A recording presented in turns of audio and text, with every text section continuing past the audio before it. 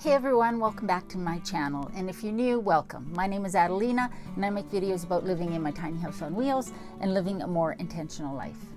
Today I thought I would talk about what the typical tiny house person is like, if there is such a thing as a typical tiny house person. This is just based on my experience with the people that I've met. I think that these things that I'm going to talk about are probably pretty standard amongst the people that decide to go and live a tiny lifestyle. So if that is of interest, please stay tuned. First of all, I should just say that everyone has their own reasons for deciding to live a tiny lifestyle. And I'm going to include people that live in tiny houses on wheels, people that live in tiny houses that are foundation, people that live in vans, people that live in RVs, container homes, anything like that. I'm grouping everybody who lives a lifestyle where they're living in under 400 square feet, because typically the definition of a tiny house is a dwelling that is under 400 square feet. As I said, everybody has their own reasons for deciding to live a tiny lifestyle, but I think that the things that I'm going to talk about are the most common typical traits and reasonings behind why people go tiny. And so I have sort of come up with 5 main traits and reasons that people decide to live a tiny house lifestyle. I think the number one trait and reason is the freedom of movement. Now, this won't apply to tiny houses on foundations, but for people who decide to live in a tiny house that is movable, the ability to move when you want to get away from maybe the crowded areas or the rat race is a big motivator for moving into a tiny house. I would say that everybody that I have talked to who lives in a tiny house or a van, an RV, anything like that, they always mention the freedom that they have because they can move their home. To be able to pick up their tiny house and pull it to a different part of the country, to a different part of the continent, and that's really huge. I mean, if you're in a van, obviously you're probably going to put on more kilometers, miles than somebody who is in a house of my size. And I don't plan on moving mine very often. But I have to say that the freedom to move my tiny house was a major reason that I chose this tiny house lifestyle, because I want to be able to move. If my kids decide to move across the country and then start having grandbabies, I want to be able to pick up my house and move closer to them. And I want to move to the coast, to the West Coast this year, and see the ocean and be close to that. I can do that with my tiny house. So for me, the wheels on this tiny house, the mobility of this tiny house equate to freedom. And so freedom of movement is definitely, I think, one of the primary reasons that people build a tiny house. And the maybe a little bit of wanderlust or that urge to have the flexibility of where you live is, I think, one of the major traits that you'll find in the majority of tiny house dwellers. I think you'll find that a lot of people who live in a tiny house of whatever type are also looking to lower their expenses. They are looking to move away from the traditional buy a great big house, get a great big mortgage, spend the next 25 years plus paying it off. They are looking to own their house outright, either right away or fairly soon, because you have a lot less of a loan even if you do finance it. Lowering living expenses and lowering the cost of owning your own home is a huge factor in living this lifestyle. I think the typical tiny house person also wants to leave a smaller footprint on the environment. Building a tiny house uses fewer resources. It takes a lot less to heat it and to cool it. I think most tiny house people also just want to live a simpler life. There's something to be said about having a small space to maintain so that you don't have to spend as much of your energy and time just maintaining the space and all the stuff in it. Most tiny house people or tiny dwellers also tend to be somewhat minimalist. Because you have to. You just cannot own all the stuff that you had in your conventional sticks and bricks, foundation built house.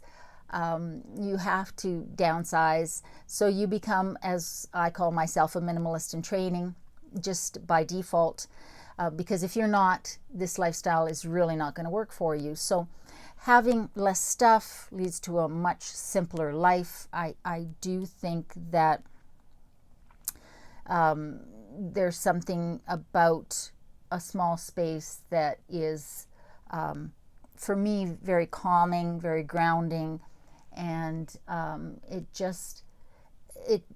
frees up my mind. I don't know how to explain it, but even with my townhouse, and it wasn't a huge space, there was still that constant stress of having to do the maintenance on it and having to clean it and having to just every day there was always something that needed to be done. And on weekends I tended to spend a good portion of my time doing those things. And I don't have to do that in a space this size because it's so easy to keep tidy and it's so easy to maintain. And I don't have the same sort of yard work and just house maintenance that you have in a much bigger house. I have house maintenance. It's just so much smaller. Like the degree of it is so much smaller, which leads to a much simpler lifestyle. And also the fact that I only have the things that I really want, really need, or really love, because there's just not room for a bunch of surplus stuff. And that's very freeing as well. So I think that the desire to have a simpler life and a minimalist kind of mindset is really something very common in tiny house people. For many tiny house people, tiny living people, they tend to want to focus their resources on experiences versus things. Again, because you can only have so much in a tiny house, and part of the reason of going tiny is to simplify your life and get rid of a lot of that surplus stuff.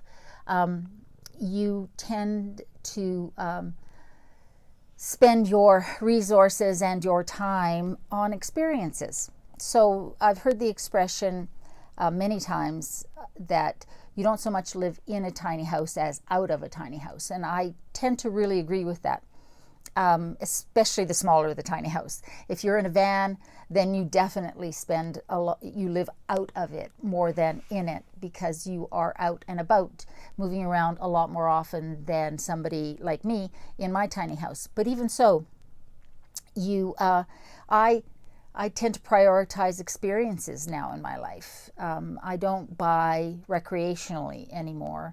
I still buy stuff, don't get me wrong, and sometimes I buy stuff I don't need because I'm human.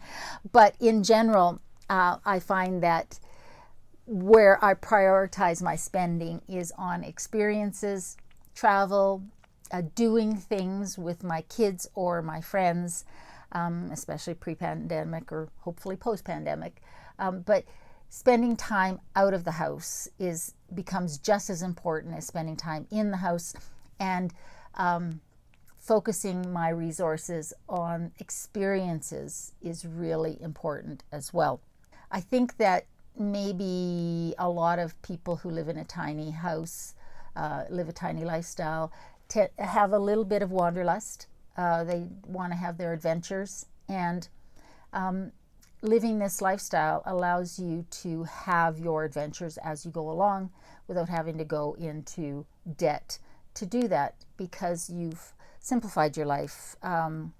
You have hopefully simplified your expenses, and you are able to do the things that you want to do now.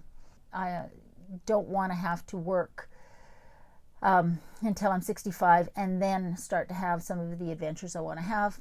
I want to do it now while I am still healthy enough to do that. By doing this, I was able to free up my resources to still plan for my retirement, but also have the resources to have the adventures I want to have as I go along, because I don't know what tomorrow holds. I think a lot of tiny house people, they've organized their lives to be able to do that. And one of the big ways of doing that is by living a tiny lifestyle.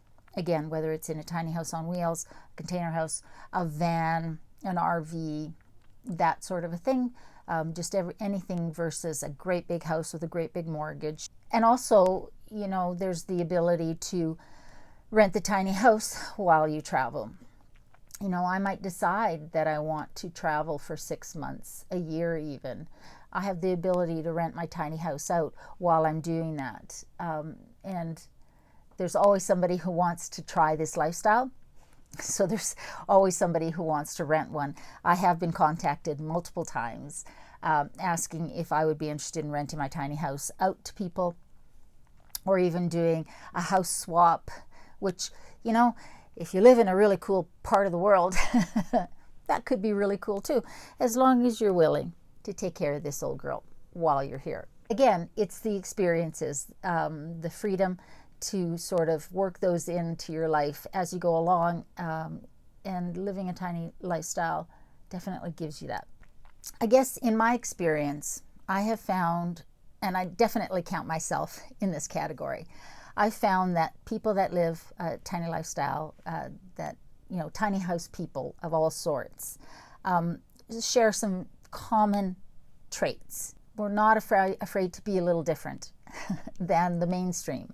We're not afraid to be seen as maybe a little bit weird, which that definitely happens. We tend to want to live a simpler life and prioritize experiences over stuff to a much larger degree. We're people that don't want to follow the traditional path that maybe our parents did, or the majority of society does, of always going bigger, more expensive, great big house, great big mortgage, that sort of stuff. We want to have our adventures as we go along in our lives. So we've made the sacrifices to simplify our lives and downsize so that we can afford to do that and make those adventures happen. We just want to live a simpler lifestyle. Leave a smaller footprint on this planet, live more intentionally.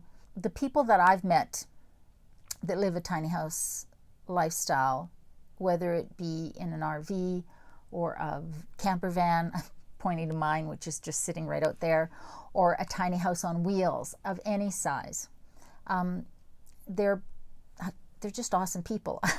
I've yet to meet one that I didn't like. They seem to share the same philosophy of life that I have, of just making things simpler and living more intentionally, and that seems to bring them happiness, and it certainly has me. Like I said, I don't think there is one typical tiny house person. They certainly vary in age and the stage of life that they're in, whether they have kids or whether they're single, whether they're millennials, Gen X's like me, or even baby boomers. There's a lot of people that are turning to this lifestyle because the traditional way of living is just not for them anymore.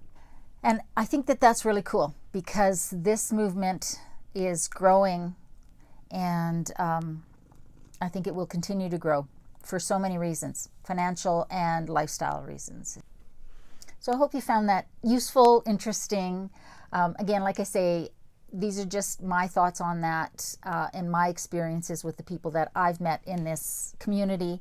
I'm planning on doing a series of Q&As because I do get a lot of questions, but I would really like you to just send me your questions that you'd like answered, either personal questions. I'll only get so personal, but or certainly tiny house related, van related, anything like that, let me know what you want to know, and I would be happy to answer that going forward. Let me know how you guys are doing. I hope you're staying safe. I hope you're doing well. I hope you have a little critter like this that drives you crazy because she won't let you focus, but also makes you feel very loved and helps get you through this crazy time that we're living in. So I will see you guys next Sunday. Sophie, lay down. You can't just pace in front of me while I try and talk. First of all, you're going to knock over my coffee. Come on, lay down. But Sophie, that cat will not be happy until she gets her tail in my coffee.